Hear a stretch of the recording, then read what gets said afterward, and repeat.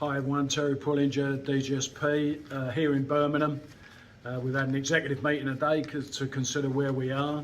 This is after consulting with all of our senior field officials yesterday in respect of the pay dispute and the action we've taken. The reports were of excellent support. Many saying like never before. They're seeing people that are so angry, our members so angry about the pay situation, etc. We're out again tomorrow, of course, Thursday and Friday. We're taking industrial action for 48 hours. And as I say, I'm up here in Birmingham, so I'll be out on picket lines and mass meetings, speaking, meeting our members, which is really important. But so will all the other officers and EC members and regional and divisional reps, etc. Senior field officials will all be out there on picket lines, all trying to get as close as we can to the members and explain the situation. But today's meeting was to also consider what we do about our change dispute, because the action we're taking at the moment is in regards to pay. And as you know, the employer have upped the ante in respect of the change they need. They're telling you there is no more pay without us accepting change.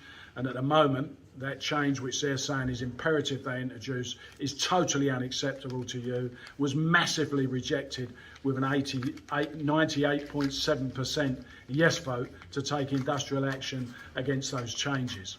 We also face at this moment in time the employer taking executive action on many things, trying to step up executive action on revisions, ignoring our procedures, ignoring our IR framework, and just ploughing on. So as well as trying to tear up the pathway to change agreement, they're also doing that. So whilst we're trying to, they're trying to say we should be more conciliatory as a trade union. I'll touch on that in a minute. They're taking all this action against our members, which is totally unacceptable.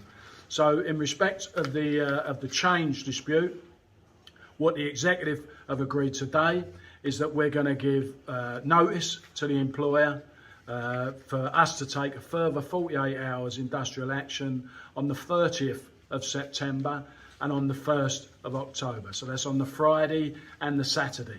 Now what that does, that's deliberate because it leads a period of time where if the business really want to be conciliatory, we can get into talks, we can have a period of calm if that's what they want to do.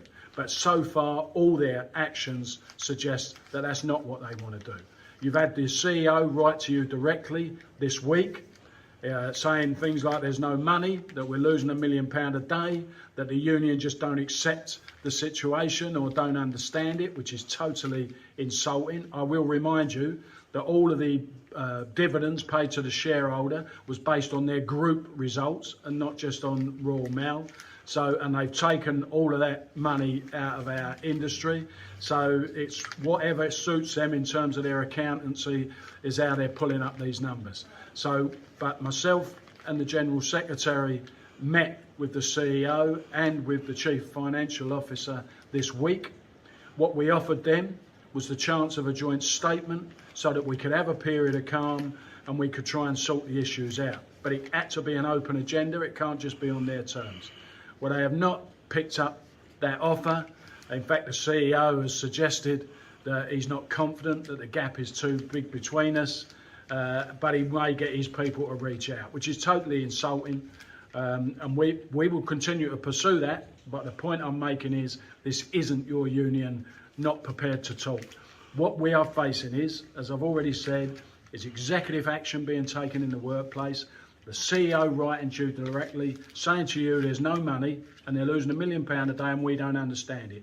So you don't understand it. And yet they've just paid out this week £167 million again to shareholders. So where's that money coming from? They are paying a fortune for agency workers to try and break our strike. So where's all that money coming from? So I think we've got every right to ask those questions and every right to be suspicious about the finances of this company. Equally, in that letter, he's saying your union won't meet to discuss change, which is absolutely nonsense. It's a lie, actually. Let's say it for what it is. It's a lie. We were meeting them for weeks in London Bridge the last 2 weeks before we suspended talks, we were talking about pay and change simultaneously. If I had to, I could produce the agendas for those meetings to demonstrate that we were talking about change. Those talks break down because they were taking executive action against our people, you, our members, in the workplace. And they're continuing to do that. They're continuing to ignore and ride roughshod over all of our agreements, including these change proposals to tear up the pathway to change agreement. So on that basis, the executive, and in consultation with the senior field officials, we have decided today that we will serve notice today for, as I say, Friday the 30th of September and October the 1st. It's a Friday and a Saturday, and what that does, it leaves a sufficient period of time that if they are serious about us wanting to sit down and get a joint statement which will enable a period of calm and absolute two-way negotiations to go on for a mutual interest solution, then that opportunity is there for them. If they don't, then we will be taking industrial action again, as I say, on the 30th of September, Friday the 30th, and Saturday the 1st of August. Thanks for all your support. Stay strong. We must win this dispute because there is no future in those proposals that management are proposing on change. Thank you.